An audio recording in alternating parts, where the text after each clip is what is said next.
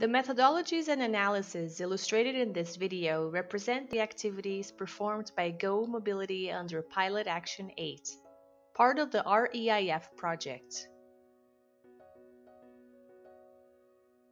The main goal of the project is to encourage the modal shift towards more environmentally sustainable freight transport services.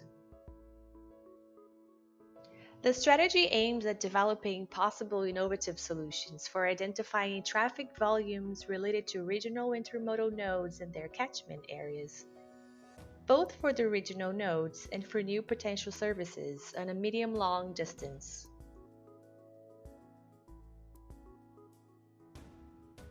As part of this project, Regione Emilia-Romagna is enhancing the freight traffic model by applying innovative methodologies involving the use of big data.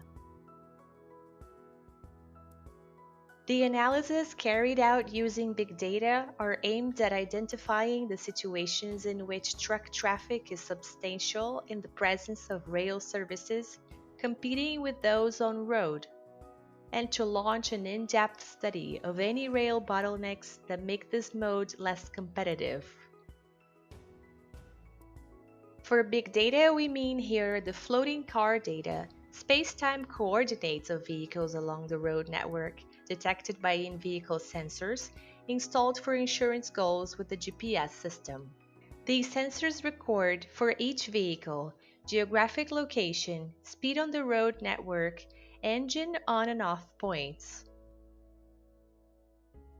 The outcome analyses are for each vehicle, trip's origin, destination, and route.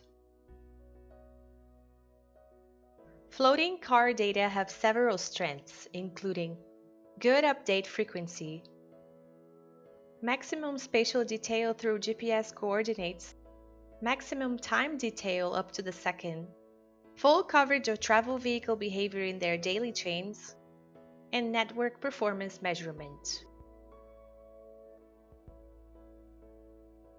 The database referred to October 2019 includes more than 8,000 different commercial vehicles, running about 600,000 trips with origin or destination within the region. Comparison with data from surveys carried out on major logistic nodes in the same area shows a sampling rate of 4.3%. These vehicles are 30% classified as light and 70% heavy, and 78% of the vehicles are used on third parties' behalf.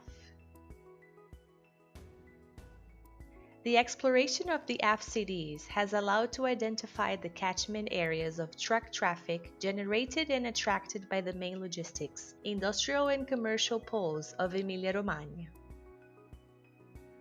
The points represent the aggregations of destinations of the elementary trips made by commercial vehicles. To create advanced analysis, elementary trips used to map destinations are aggregated into complete paths. Let's look at the infographic to understand how. Let's start with trips. These are defined as the journey between the vehicle on and off points. However, the main interest is in reconstructing the actual origin and destination of an entire vehicle journey. Of those points to intermediate stopping places, rules are applied to aggregate the trips into paths, according to the criteria illustrated. FCD analyses were deepened for some areas of interest with high truck traffic attraction potentials. Those areas are located near the cities of Piacenza and Parma. For instance, in the Parma area, the zones including the Interport, food production plant, and 4 other zones with mixed industrial, logistic, and commercial use have been studied. The overall footprint of vehicles detected in the area covers the European territory and beyond.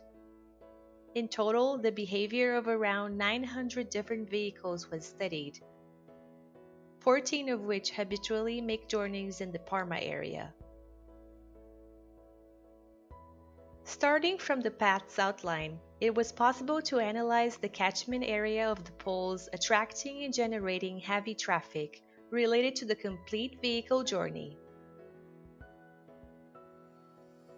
These have been represented on a map and classified by travel time and distance. The destinations for commercial vehicles are mainly located along the Via Emilia SS9. The catchment area is mostly concentrated over short distances. Indeed, paths are contained in the same region and in the northern Italy.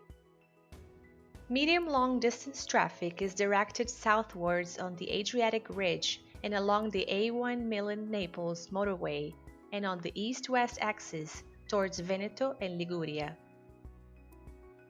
Insights from the FCD analysis represent the baseline study to later identify potential realities for the modal shift toward the rail system.